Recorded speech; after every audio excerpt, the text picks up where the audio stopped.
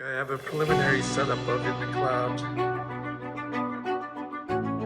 and I don't have the any source hooked up or anything yet, but you get a nice parallax effect when you walk around, and you get kind of a 3D sensation. So it's kind of cool. I think what would work good would be high contrast things on black that seem to show up the most in terms of parallax effects. So just going through some test patterns.